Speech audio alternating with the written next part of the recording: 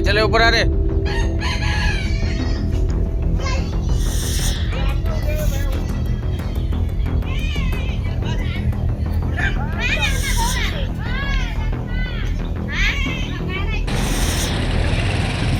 निकल नु तो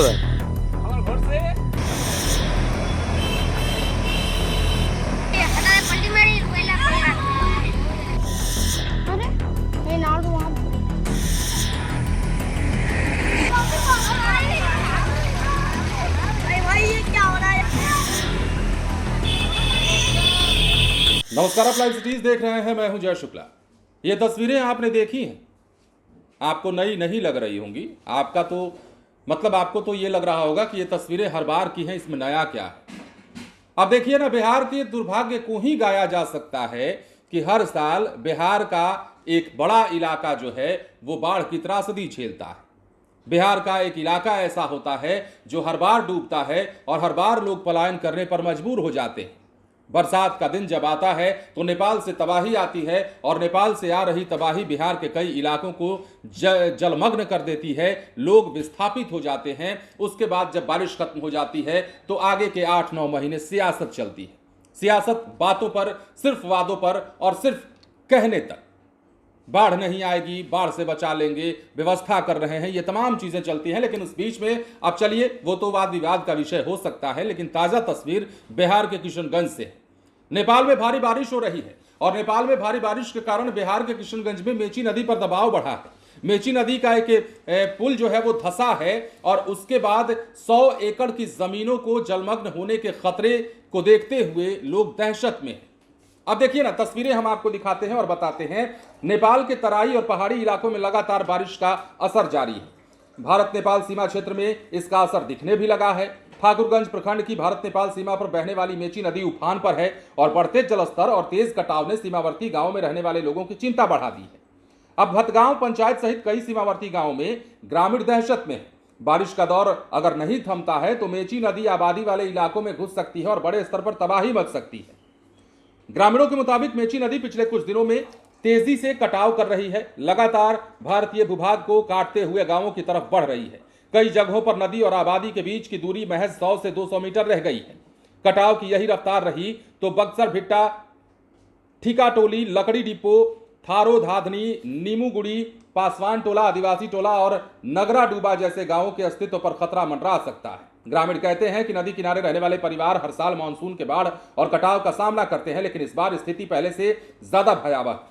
ग्रामीणों का कहना है कि नदी किनारे रहने वाले परिवार हर साल मानसून में बाढ़ और कटाव का सामना करते हैं, लेकिन इस बार स्थिति पहले से ज्यादा गंभीर नजर आती है। करीब 100 एकड़ से ज्यादा उपजाऊ कृषि भूमि इसकी जद में आने की संभावना जताई जा रही है। मेची नदी के किनारे बड़े पैमाने पर चाय, धान और केला की खेती होती है। किसानों को डर है कि जलस्तर बढ़ा तो उनकी फसलें नदी में समा जाएंगी। अब देखिए, मेची नदी पर बढ़ते कटाव का असर सीमा सुरक्षा पर भी पड़ने लगा है। ग्रामीणों के मुताबिक 41वीं वाहिनी एसएसबी के बक्सर भिट्ठा, नीमूगुड़ी और नगरा डूबा बीपीओ भी खतरे की जद में है। बीओपी भी खतरे के जद में है। अब पिछले वर्ष की बात कीजिए, भारत नेपाल सीमा का एक सीमा स्तंभ भी कटाव के कारण नदी में बह चुका है। इससे इलाके में बढ़ते खतरे का अंदाजा लगाया जा सकता है। इधर बाढ़ के खतरे के बीच एसएसबी ने समय रहते कार्रवाई करते हुए राहत और बचाव अभियान चलाया। अब देखिए, 19 जून की सुबह अचानक आई बाढ़ से 41वीं वाहिनी एसएसबी की बक्सर भिट्ठा सीमा चौकी जलमग्न हो गई थी। सूचना मिलते ही मुख्यालय रानीडंगा की टीम सक्रिय हो गई। अब यह अभियान क्षेत्रक मुख्यालय एसएसबी रानीडंगा के उप महानिरीक्षक संजय कुमार सारंगी के पर्यवेक्षण और 41वीं वाहिनी के कमांडेंट विवेक कुमार की मौजूदगी में पूरा हुआ। ग्रामीणों ने जिला प्रशासन से तत्काल कटाव रोधी कार्य शुरू करने की मांग की है। कहना है, हर साल मानसून में नदी का कहर झेलना पड़ता है, अब स्थायी समाधान नहीं निकल पाया है। कहना है कि फिर राहत कार्य से समस्या खत्म नहीं होती है। मेची नदी किनारे मजबूत तटबंध और स्थायी सुरक्षा व्यवस्था की जरूरत है ताकि गांव, खेत और सीमा क्षेत्र को बचाया जा सके। फिलहाल मेची नदी का बढ़ता जलस्तर और कटाव सीमावर्ती इलाकों में रहने वाले हजारों लोगों के लिए चिंता का विषय बना हुआ है। और क्या कुछ तस्वीरें निकलकर सामने आई हैं, कैसी कैसी तस्वीरें हैं, हम आपको अब देखिए, सबसे पहले थोड़ी देर इससे वीडियो को दिखाते हैं कि क्या क्या नजारा अभी से दिखने लगा है। बारिश का दौर अभी कुल मिलाकर कहें तो बढ़िया से शुरू भी नहीं हुआ है बिहार में। अभी बरसात की शुरुआत ठीक से नहीं हुई है, लोग गर्मी की मार झेल रहे हैं, उमस से परेशान हैं, लेकिन नेपाल की बारिश अब बिहार के इलाके को डुबाना शुरू कर चुकी है। किशनगंज का मेची नदी पर बढ़ता दबाव इस बात की बानगी है। तस्वीरें दिखाते हैं आपको। चले ऊपर आ रहे।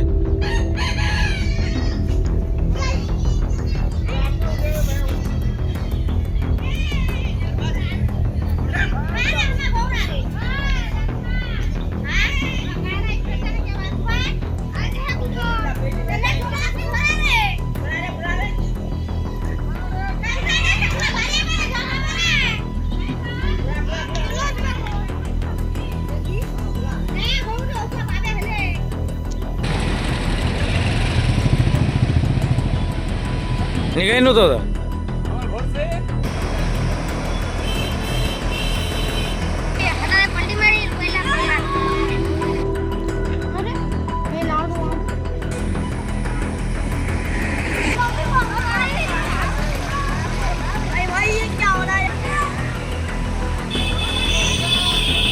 तो जैसा कि आपने देखा है, हर साल की तबाही है। बिहार में 8 से 9 महीने सिर्फ वादे सुनाई देते हैं और 2 से 3 महीने जो है मॉनसून की घड़ी में बिहार का पूरा सीमांचल का इलाका और कुछ इलाके और भी डूब जाया करते हैं, लोग विस्थापित हो जाया करते हैं। आपको भूलना नहीं चाहिए बिहार के भोजपुर का जवैनिया गांव पिछले साल किस प्रकार बर्बाद हो गया था और उस बर्बादी का दंश वहां के लोग आज भी झेल रहे हैं, जो मचान और मिट्टी के घर बना करके नदी किनारे बस रहे हैं, रह रहे हैं। और यही कारण था कि भरत तिवारी जैसे लोग इस मामले में सामने आते हैं और फिर वो अपनी मुहिम को आगे बढ़ाते हैं और उसके बाद उनका इनकाउंटर और उसके प्रकरण को आप पूरी तरीके से जानते हैं। वो मामला भी जमैनिया गांव से जुड़ा हुआ था, मतलब शुरुआत वहीं से हुई थी समाज सेवा करने की भरत तिवारी की ओर से। चलिए वो अलग मसला है, लेकिन जिस प्रकार से बिहार में मॉनसून की शुरुआत के साथ ही, हालांकि बिहार में तो बारिश उतनी हुई नहीं है, नेपाल की बारिश के कारण बिहार में जो तांडव दिखने लगा है वो आने वाले समय में चिंता का बड़ा सबब बन सकता है। एक बार फिर से सवाल यह है कि हमारे पास व्यवस्था क्या है। हर साल बातें होती हैं, लेकिन हर साल व्यवस्था के नाम पर होता क्या है, पैसे जाते कहां हैं, यह भी एक बड़ा सवाल है। फिलहाल बने रहे लाइव सिटीज के साथ। धन्यवाद। चले ऊपर आ रहे।